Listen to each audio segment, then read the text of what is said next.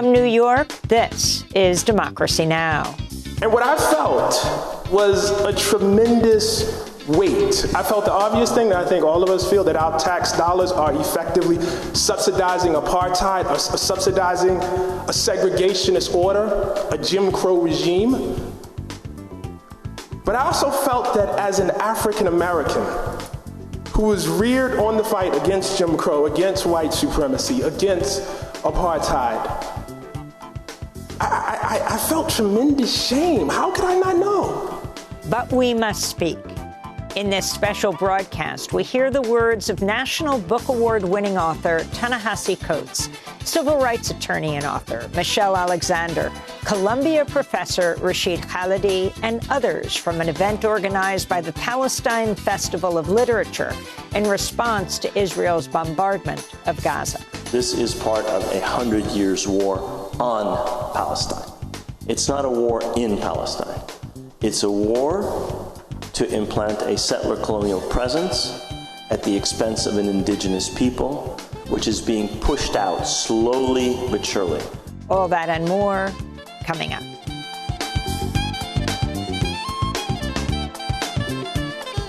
This is Democracy Now!, democracynow.org, The War and Peace Report. I'm Amy Goodman. Today, a special broadcast. But we must speak on Palestine and the mandates of conscience. That was the name of a November 1st event here in New York, where leading writers and academics came together to speak out against Israel's bombardment of Gaza. The event was held at the Union Theological Seminary in Manhattan, but it almost didn't happen. 4 other venues refused to host the gathering. Over the next hour, we'll hear the words of the acclaimed writer Ta-Nehisi Coates, who won the National Book Award for his book Between the World and Me. He was in conversation with the Palestinian-American historian Rashid Khalidi, the Edward Said Professor of Modern Arab Studies at Columbia University. His books include The 100 Years' War on Palestine. Their discussion was moderated by Michelle Alexander, the renowned civil rights attorney and author. We begin with Yasmin El-Rafai, author, writer, and producer of the Palestine Festival of Literature. Since 2008, PalFest has been bringing writers and artists from around the world to Palestine for a week-long festival, staging free public events in multiple cities across Palestine. Some of you have been our guests, participants, and advisors. As we come together in this beautiful sanctuary tonight, churches, mosques, hospitals, and refugee camps in Gaza are being bombed by Israel. Our PalFest colleagues, friends, and partners in the West Bank are living in terror for their safety and the safety of their families. The young writers in Gaza who organized a night of poetry in the besieged Strip ahead of the opening of PalFest in Ramallah last May have stopped replying to their messages. Mohammed Al-Qudwa, who contributed a poem to that evening last May, is still occasionally replying to messages and posting on Instagram. With no food, water, or power in Gaza, and amidst constant bombardment, he writes that when his phone lights up, the internet feels like a miracle. Some of the writers and activists in the West Bank whose homes PalFest visited just last May and in years prior are having their photographs and addresses circulated on chat groups among armed Israeli settlers calling for their murder. Some of the publishers and editors who have worked with these writers and artists and activists are in this room today. In response to this disaster, we are holding this event as an urgent intervention by writers, scholars, and poets who have worked at the unavoidable intersection of art and politics, who have thought deeply about land, segregation, colonization, history, and liberation. We thank the Union Theological Seminary for taking us in at a time when events in this city are being canceled and censored. This is the 5th space we approached to host us this evening. The difficulty is not because of availability. That was Yasmin El-Rafai of the Palestine Festival of Literature, speaking at an event at the Union Theological Seminary here in New York. It was titled, "But We Must Speak on Palestine and the Mandates of Conscience." This is civil rights attorney Michelle Alexander, renowned author of the book, The New Jim Crow, Mass Incarceration in the Age of Colorblindness. About 5 years ago, Alexander wrote a widely read op-ed piece for the New York Times headlined, "Time to Break the Silence on Palestine." The fact that so many people are here tonight, so many, from all different religions, races, genders, is itself a testament of hope. I know that so many of us are carrying a great deal of grief, fear, anger, internal conflict, and despair into this room. I hope that we can breathe together now that we have arrived. Exhale, open our hearts to one another, and listen deeply to each other. We are here. We are many. We are not alone. On behalf of Serene Jones, the president of Union Theological Seminary, I want to welcome you to James Chapel. Serene could not join us tonight because she has a commitment in Washington, D.C., but she wishes she could be here, and she extends a very warm welcome to all of you. It's no secret that many people are closing their doors to these kinds of vital conversations right now, fearful of what others might say, think, or do in response. And so I am enormously grateful that Serene said yes when I asked her if the Palestine Literary Festival could come to Union and use this sacred space. She said yes, knowing that her decision might invite criticism or rebuke, but she also knew that James Chapel has been a site of many, many difficult, courageous conversations, dialogues that are essential to our collective liberation and the creation of beloved community. In fact, it was in this very space that Reverend Dr. Martin Luther King Jr. was originally scheduled to deliver his 1967 speech condemning the Vietnam War. The event was ultimately relocated to Riverside Church across the street due to the overwhelming number of people who wanted to hear what he had to say and our space limitations here. At Riverside, Dr. King stepped to the podium and said, quote, "I come to this magnificent house of worship tonight because my conscience leaves me no other choice.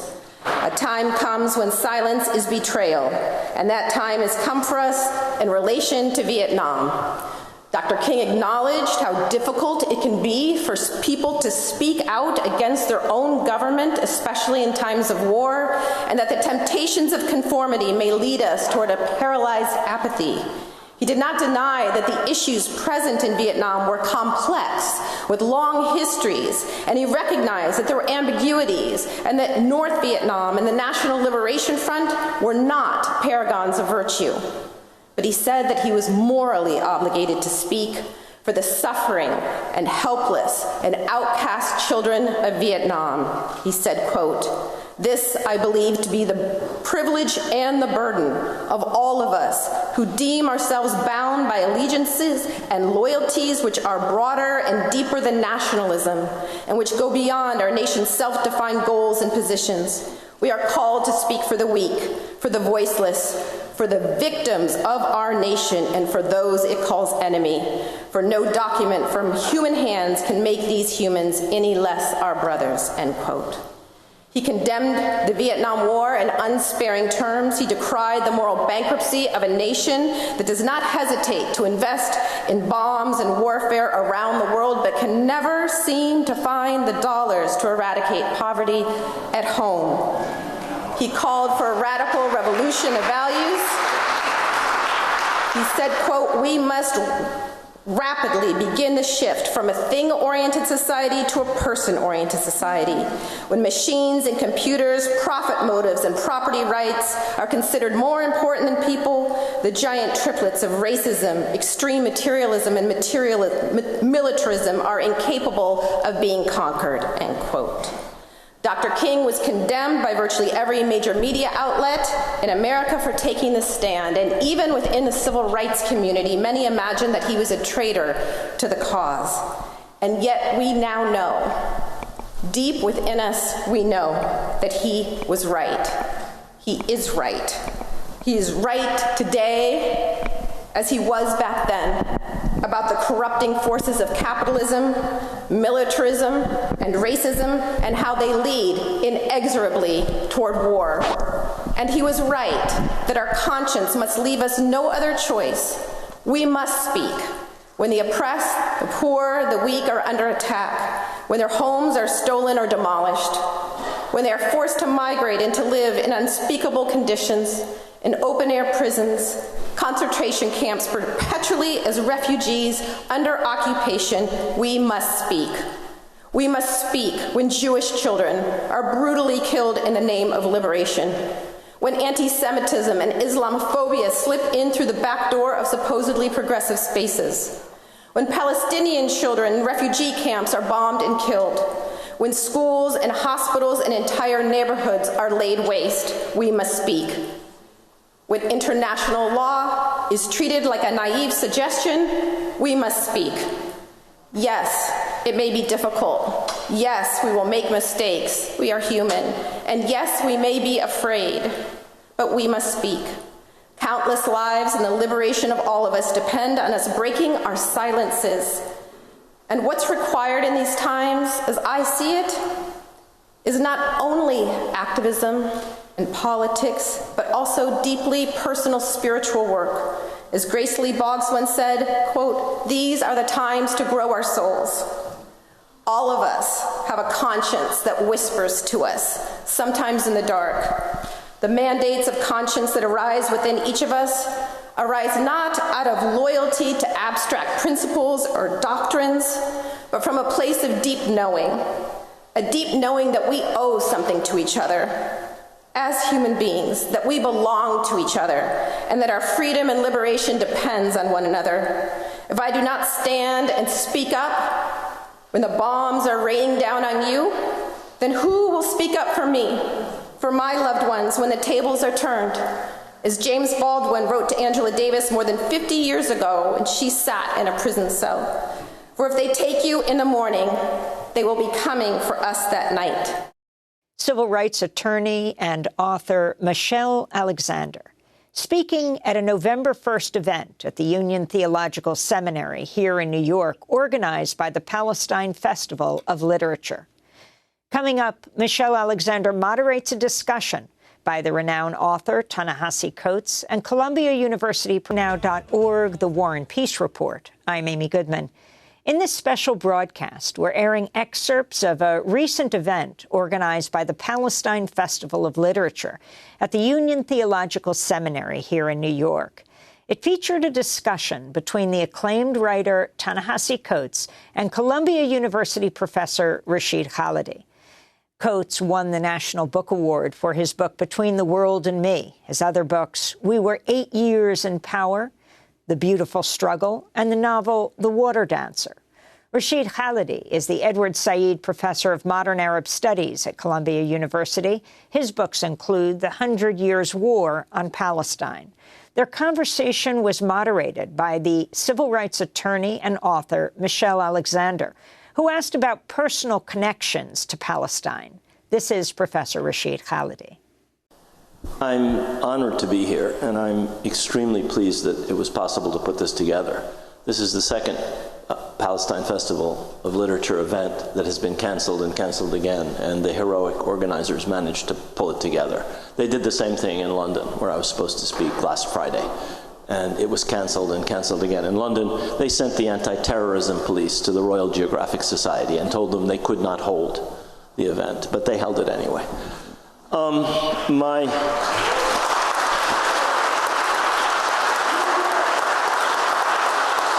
My My connection to Palestine is obviously a personal one. My family is from there. I have family there now. My niece's family is actually in Gaza. They live in Riman, which is a neighborhood of Gaza right near the sea, or not far from the sea. They fled from their home under bombardment to the southern part of Gaza.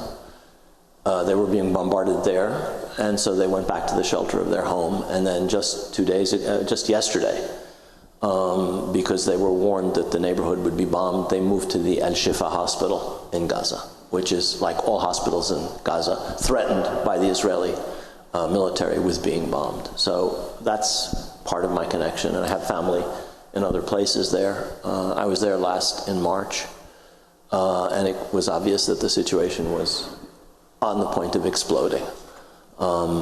One has to be there to see exactly how awful occupation and dispossession and decades of living as people have had to live, whether in refugee camps or in other parts of occupied Palestine, whether they're Palestinian citizens living as fifth-class citizens in Israel, whether they're in the Gaza Strip, whether they're in the West Bank, whether they're in Jerusalem. I should say that my wish is that every single one of you has a chance to go there. People who have been there have found it a transformative experience. You actually cannot believe what settler colonialism is like. You cannot believe that in the 21st century this is being done to an entire people unless you see it. You can read about it, you can understand it theoretically, but you have to see it. And I urge those of you who have the opportunity to please try and go there. Yeah, I want to pick up on where she left off. I went with PalFest. Yasmin and Omar and all the organizers of PalFest hosted me. And I was there for 5 days in occupied territories in Jerusalem, and then I stayed another 5 days after that. And I had this degree of anxiety about going. Because I knew I was going to see something I couldn't quite name. And I knew because of my upbringing, because of my mother, because of my father, because of my wife, because of my son, because of my community, that after I saw the thing, I would have to come back and talk about it. That there was no option in which I did not talk about it. And I thought I was going to another country. But in fact, what amazed me was I actually felt that I was in the same country. But I was in a different time. I was in the time of my parents and my grandparents. I can think back to all of the articles I've read, all the things I've seen said about how complicated and how complex the situation is and the occupation is. I say it's complex, it's complicated. And it's made to sound as though you need a degree in Middle Eastern studies or some such, a PhD, to really understand what's happening. But I understood the first day. We went to East Jerusalem to try to visit in the way that Muslims visit to Al-Aqsa Mosque. And I can remember being there, and there were 4 IDF guards, biggest guns I'd ever seen in my life. And they checked IDs, and they gave us our IDs back. And then they did nothing. They just made us wait. And we waited, and we waited, and we waited. There was no list, there was no protocol, there was no anything. They were just making us wait because they could. And somewhere in the back of my mind, I was like, I know what this is. I know exactly what this is. The second day we went to Hebron, and I can remember walking down streets with a Palestinian guide. And we would get to certain streets, and he would say, I can't walk down this street with you. You can walk, I cannot, because I'm Palestinian. And I thought, I know what that is. As we drove through the occupied territories, and I would look out and I would see roads that Palestinians could use and roads that only Israeli Jews could use, I said, I know what this is. As I saw different colored license plates for different classes of people, I said, I know what this is. As I saw communities that I can only describe as segregated, I said, this is Chicago, it's Baltimore, it's Philadelphia. And I don't mean to center the whole world on America. We have a tendency to do that, but my lens is my lens. This is all I have. And what I felt was a tremendous weight. I felt the obvious thing that I think all of us feel, that our tax dollars are effectively subsidizing apartheid, or subsidizing a segregationist order, a Jim Crow regime. But I also felt that as an African American who was reared on the fight against Jim Crow, against white supremacy, against apartheid, I felt tremendous shame. How could I not know? How could I not know that the only democracy in the Middle East as it builds itself is segregated? How did I not know that? And what I came to, Michelle, was that Israel is a democracy, the only democracy in the Middle East, in the exact same way that America is the oldest democracy in the world.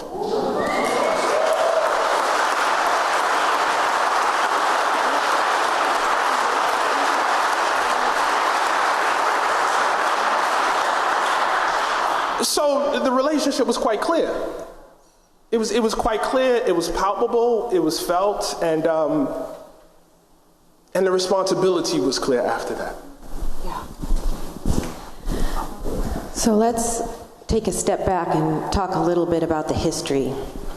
Both of you have written a lot about the importance of understanding history in order to engage meaningfully with our present.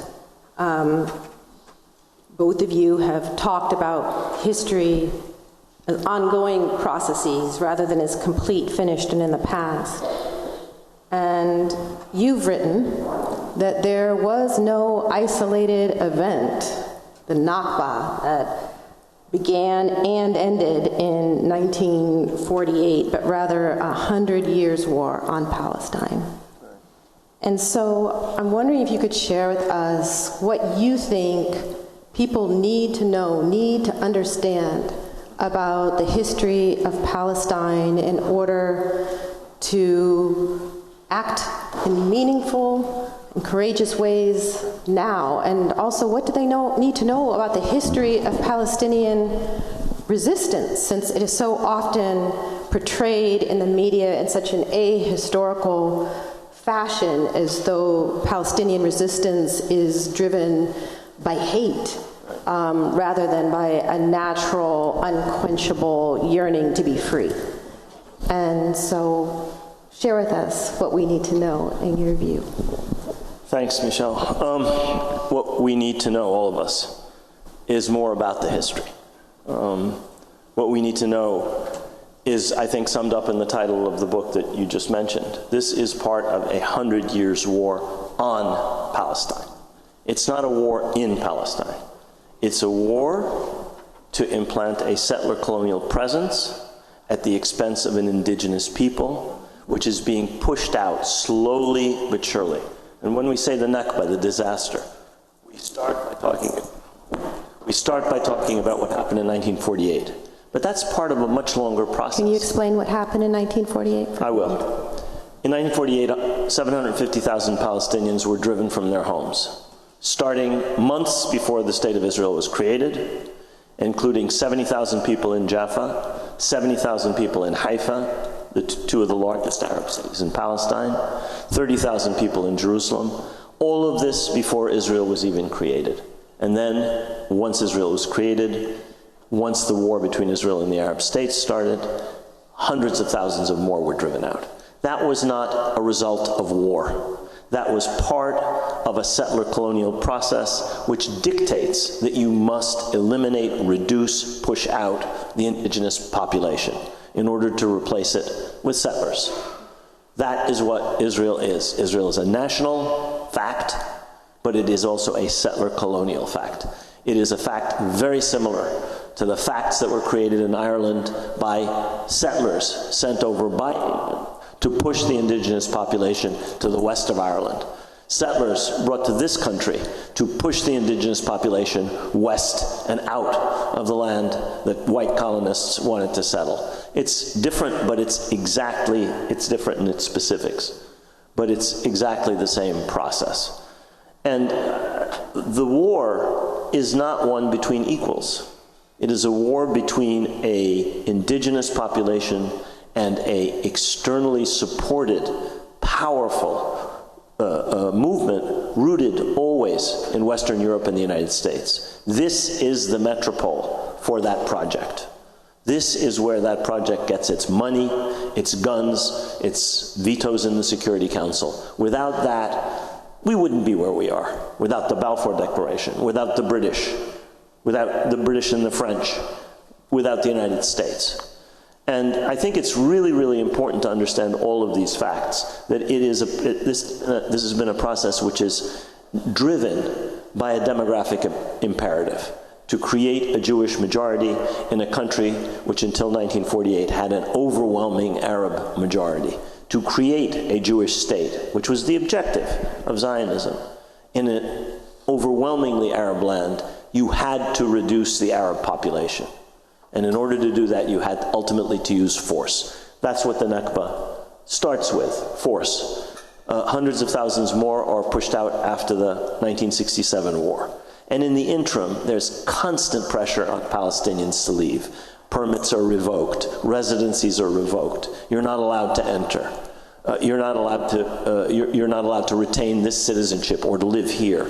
All of it designed to squeeze the population either out of the country or into smaller and smaller spaces. You can call them Area A, Area B, Area C. You can call them Bantustans. You can call them Native American reservations. It's the same thing. It's the same process. It's the same logic.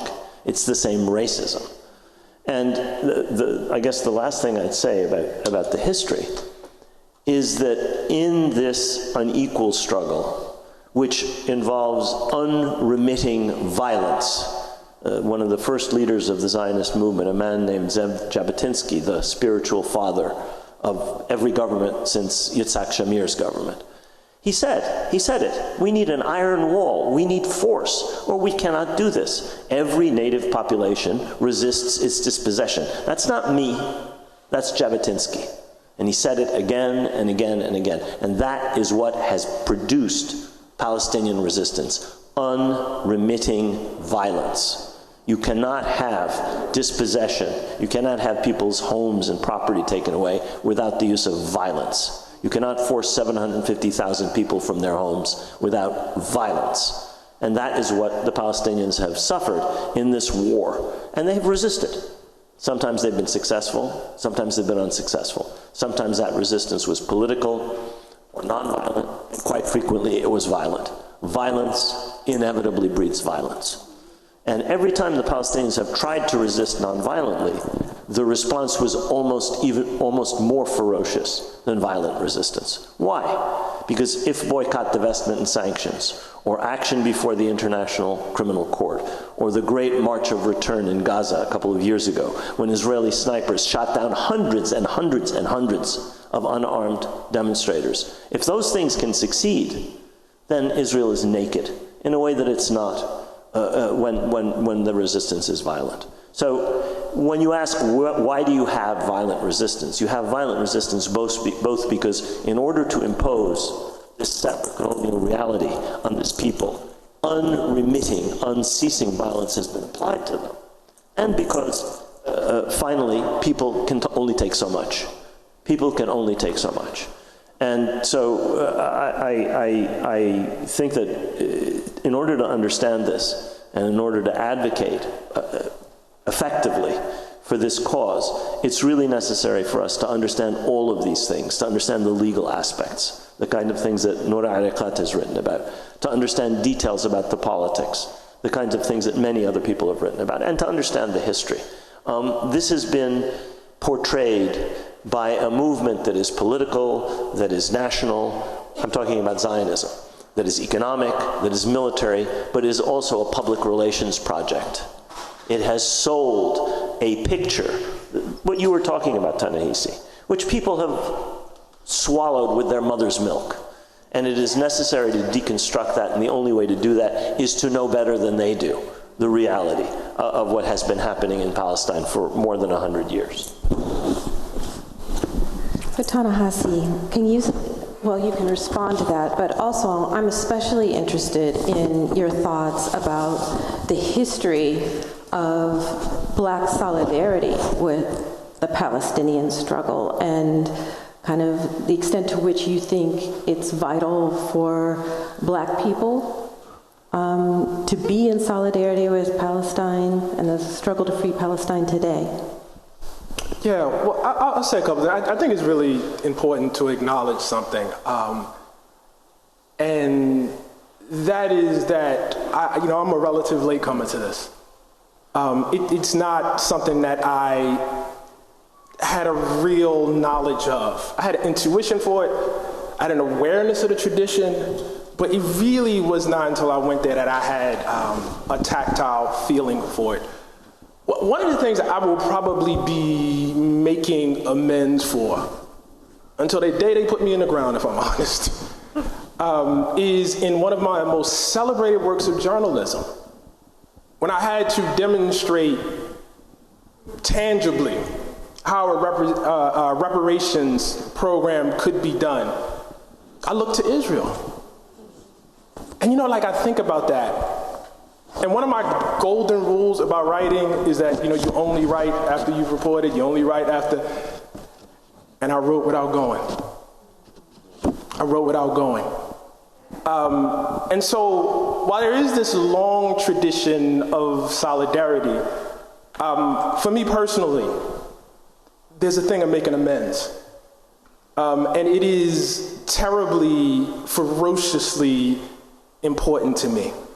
I think about that, and I think about how gracious people were when I was over there. I think about how they took me into their homes. I think about how they fed me. And I think about how their only request was, when you go back, don't lose your voice. That was all they asked. And so for me, I am obviously aware of the tradition. But this is personal. You know what I mean? I have some debts to pay. And I think it's really, really important that I be clear about that. We'll return to this conversation between the acclaimed writer Ta-Nehisi Coates and Columbia University professor Rashid Khalidi in a minute. They were speaking at a November 1st event organized by the Palestine Festival of Literature at Union Theological Seminary here in New York. The discussion moderated by the civil rights attorney and author Michelle Alexander. Back in a minute.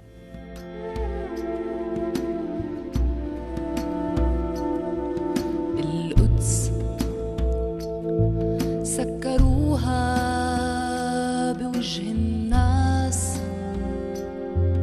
وما عاد حدا يقدر يشوفها بعيون الناس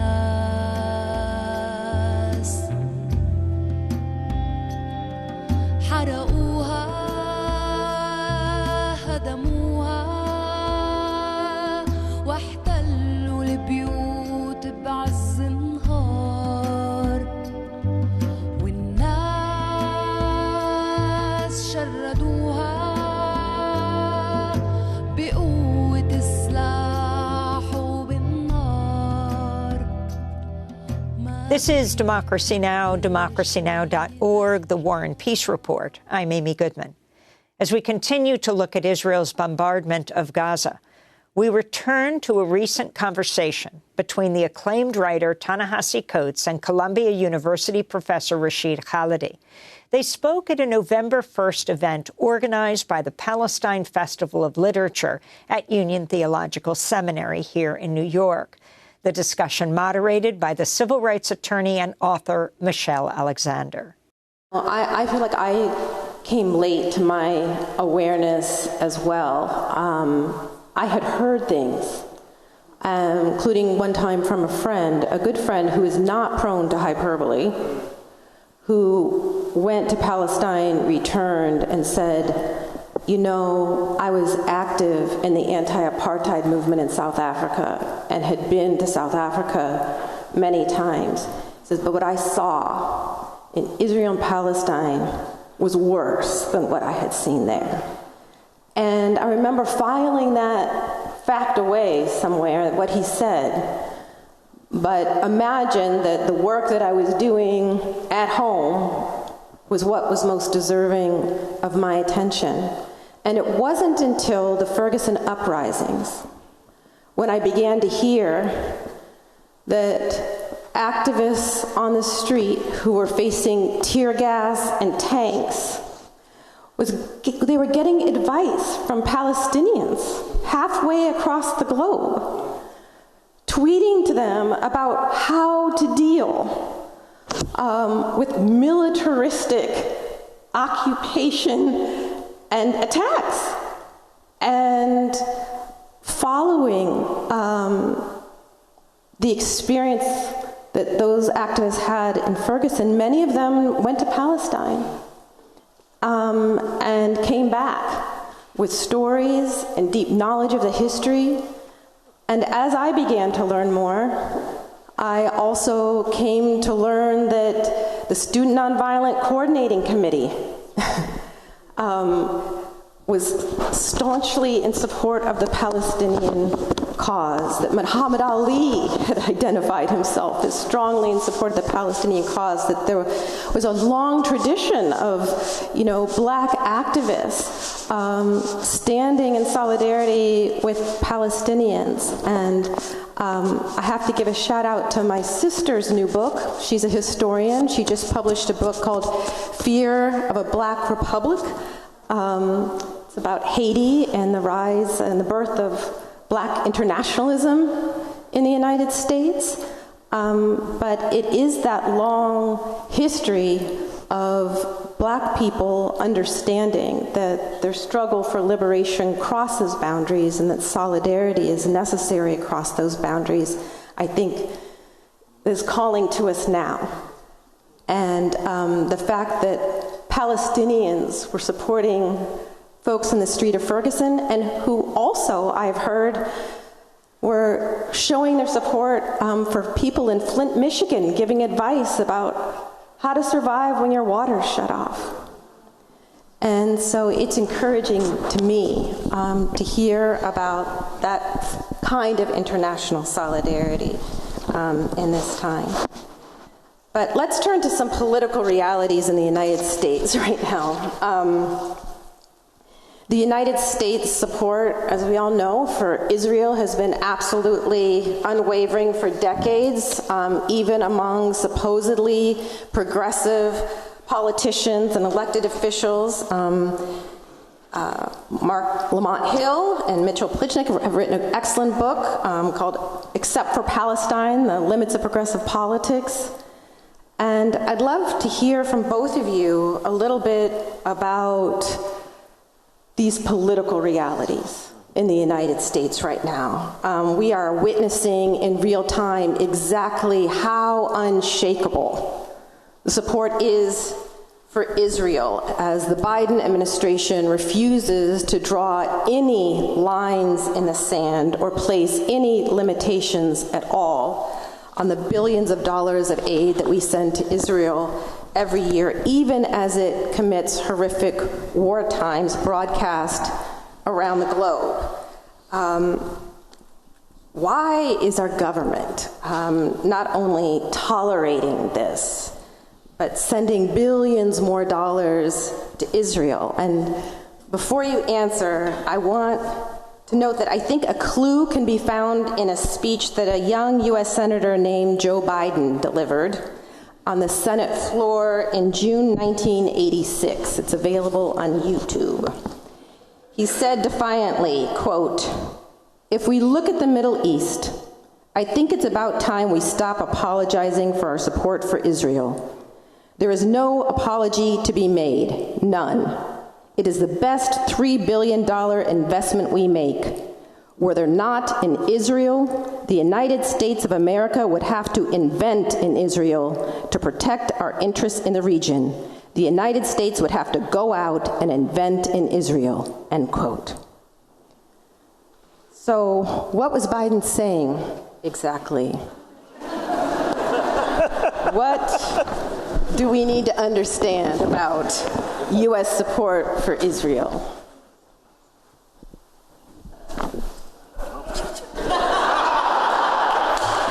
Hot potato, eh? I think we need to understand a bunch of things. We need to understand that there's a strategic thing there, serves American imperial interests, has always done. That's why the British started this project. They did not do it for the brown eyes of the Jewish people.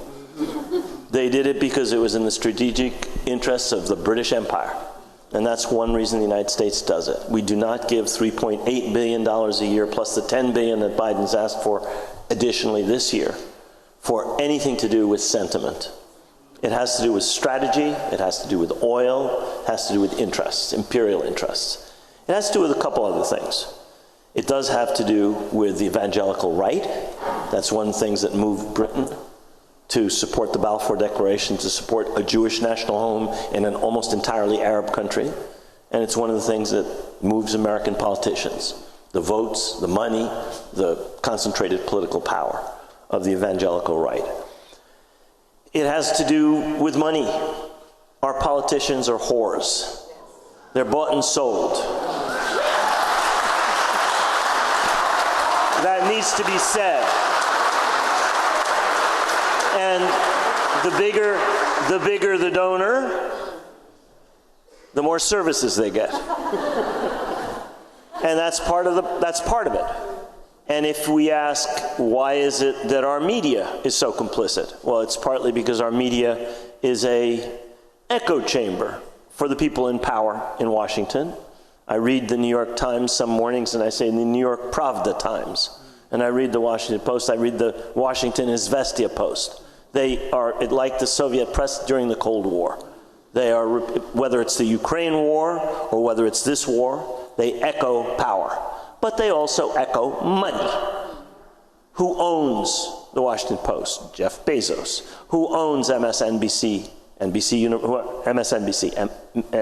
Universal? Who owns those institutions of the press? The same people who own the politicians. The same people who own our universities. Who runs our universities? Who runs our universities? Not the presidents and the deans and the department chairmen and women. It's the Board of Trustees. What is the Board of Trustees? It's the same people who finance the politicians, same people who own the media. So if we see a compliant media with a government that is supportive of Israel because of votes, because of the evangelical right, because of imperial strategic objectives, it's very simple. When we see university administrations kowtowing to one narrative on Palestine, as they have done right across the country, it's for the same reason that our media does it, and the same reason that our government does it. It's money, it's power. It's very, very, very simple. I can give you a more sophisticated explanation, but I think that really sums it up, frankly.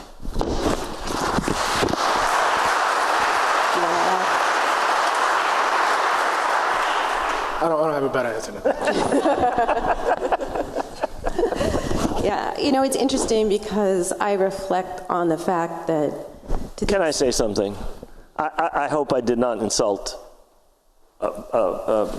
sex workers. I did not mean to do that. I did not mean to do that. I'm very sorry. Appreciate. They're far above politicians. Sorry. I had to say that.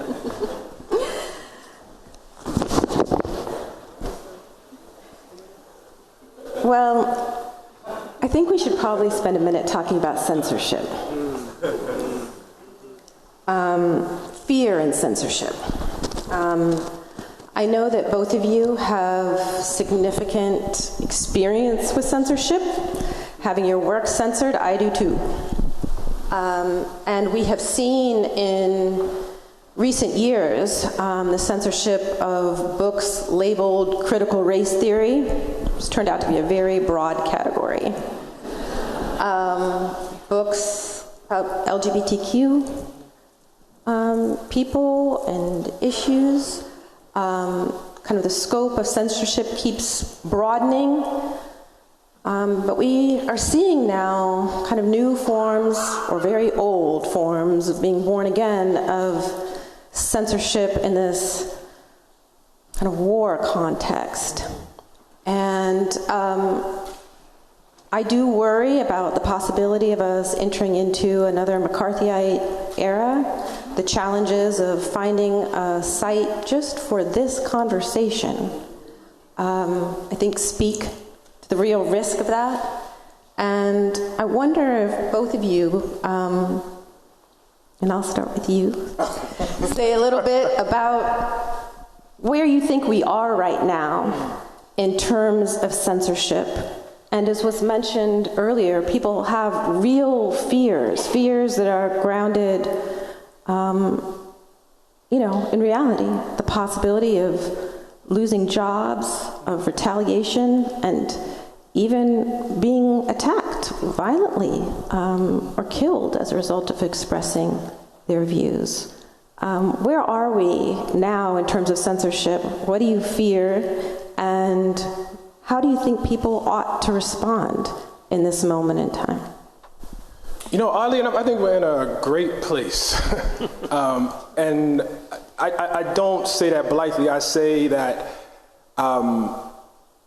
as you mentioned, having some very, very direct experience with my own work being banned in schools and libraries. And then this week, helping where I could, and ultimately, it was you, Michelle, but trying to, figure out where we could hold this event, and seeing, Yasmin go through all of the, hoops. So what I've gleaned from that is when people start resorting to instruments as blunt and direct as book bans or not allowing discussions, they're threatened. It's the weapon of a weak and a decaying order. I'll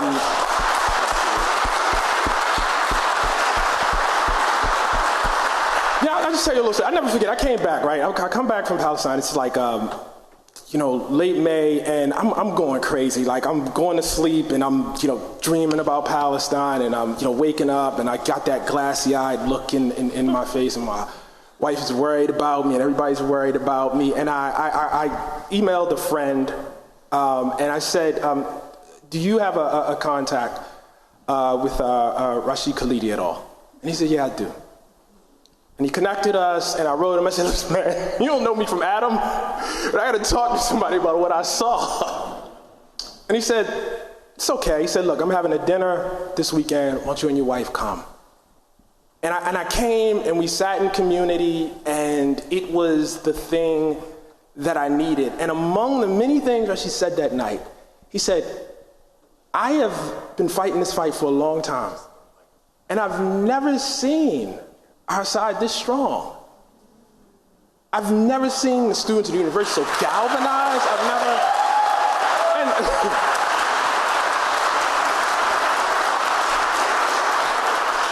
You can confuse the ferociousness of the pushback with strength. You know what I mean? But the fact of the matter is, in African American history, for instance, here in our struggle, the struggle is the most violent when people are the most threatened.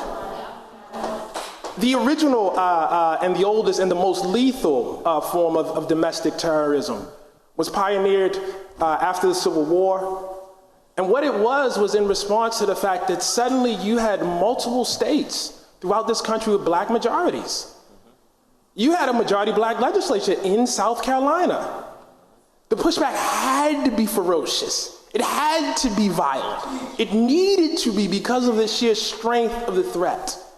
That's generally been our history. And so now in this moment, when I look out and I see, not just my work banned, But I see the work of my colleagues' band. I see, as you mentioned, LGBTQ authors' band. When I situate myself within the history of Black writing, and I understand the fact that there was never any safe moment for Black writing in this country's history. When I understand that when Frederick Douglass publishes his narrative and he goes and he talks about it, he has a price on it. He can be dragged back into slavery at any moment. When I understand that Ida B. Wells was driven out of Memphis, Tennessee for reporting on the lynching and the murder of her friends, and she continued to report on it nonetheless. When I understand that Elijah Lovejoy was shot to death and his press was shoved into the river, you have to be realistic about this moment. What happened to you, man? You had to find another location for your talk tonight. That was it. Actually quite simple compared to the long history of things. My wife was kind enough to send me an article about this district where they had banned Between the World and Me, right? And this is a deep red district, and there'd been this whole fight about it. And they went and they interviewed the library. And the librarian said, "This is the most checked out book we've ever had." That's not because of me, that's because of the band. You understand what I'm saying? And so, like, the very fact that you guys are here, the very unfortunate fact that some of you who are watching this couldn't get in, you know what I mean? The fact that we had to struggle to find a venue for this event doesn't say anything about the strength of this movement here.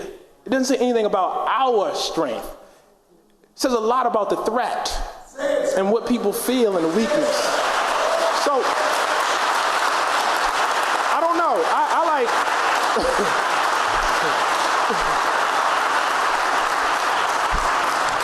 Anybody that knows me knows that I am not one known for my optimism. But I feel it in this moment. I really do.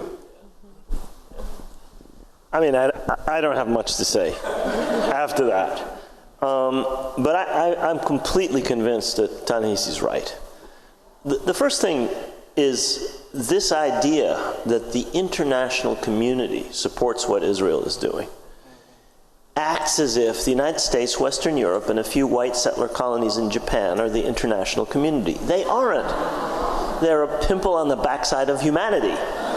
The international community is India and China, Bangladesh, Indonesia, Pakistan, Congo, Nigeria, Brazil. I could go on. Those are the people who voted in the United Nations for a ceasefire. 120 countries. There were 14.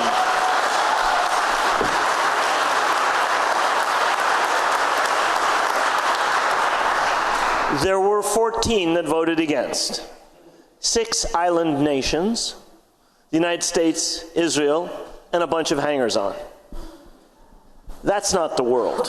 The world is actually with us. Indeed, in this country, the press, no. The politicians, no. The universities, certainly no. And by that I mean the administrations. But look at the campus that I teach on. 5 years ago, Columbia students voted overwhelmingly in support of boycott, divestment, and sanctions of companies that support the occupation. Overwhelmingly. Same thing happened at Brown. Same thing happened at Barnard. Same thing happened at Michigan. Same thing happened at almost every university where the thing was put to a vote. The students are with us. By a vote, we know that. I was on the television the other day for my sins. It's a terrible thing to go on television. I promise you, don't do it if you don't have to. And I mentioned that young people are with us. And God bless her, the interviewer said to me, yeah, there's a poll here that says on Biden's handling of the Gaza situation, in the age group from 18 to 35, he has 10% support. 10%!